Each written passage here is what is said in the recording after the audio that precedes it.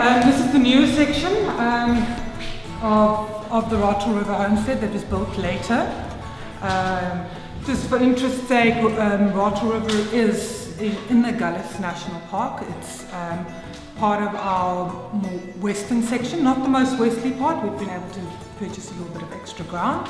So on our western section. And then if one looks at this type of old houses, one of the pieces that were very sad is when the stables burned down, all the wood and the metal beams that was, or cast iron beams rather, that was in that building was all old shipwreck wood, iron wood, and other hardwoods that had been rescued from ships in which they built the stables with, because that was the most economical way of actually doing it, since the Agulhas area is not known for large forests. So getting a large volume of wood together would have been a problem, unless you shipped it in all the way from Tsitsikamma, which was quite far at that point in time and very expensive. They would then collect the wood from the old shipwrecks and use that for their building.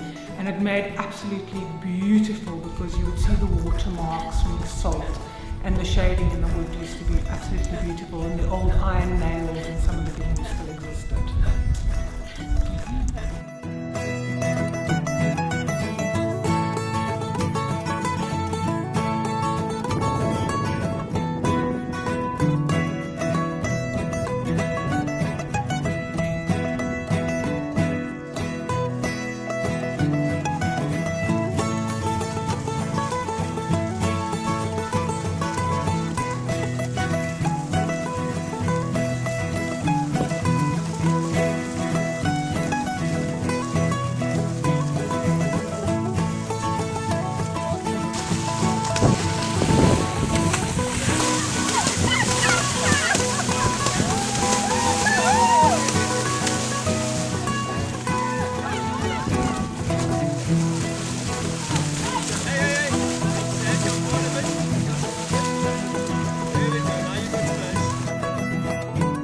Here we are at the southernmost tip of Africa in the Agulhas National Park.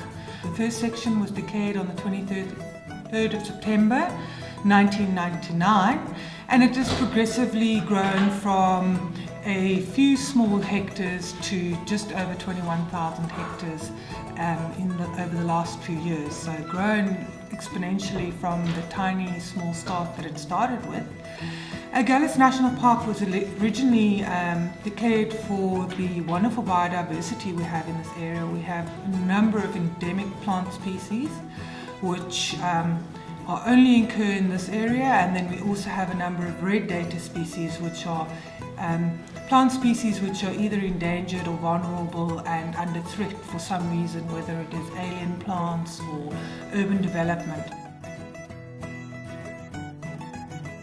And then lastly, but definitely not least, is the wonderful cultural heritage of this area. We date back to almost 2 million years ago, with early Stone Age implements having been found. We have the wonderful fish traps, which there are still examples of, that actually work.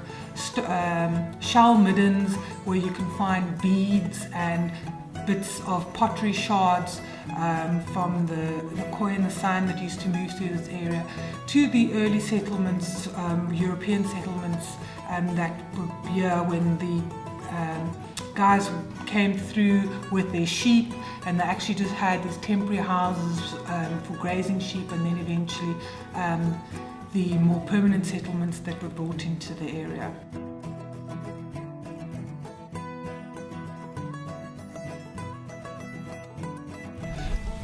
Currently we're at Redfontein, one of the original homesteads in the area. It was founded due to the fact that it is one of the only permanent water sources in this entire area, which is based on my right hand side under the milkwood trees.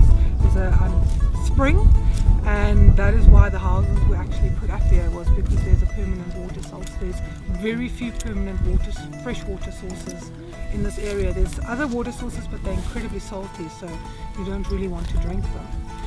We purchased this house after the buildings were burnt down, and the previous owner decided he no longer wished to stay in the area, and it was very sad.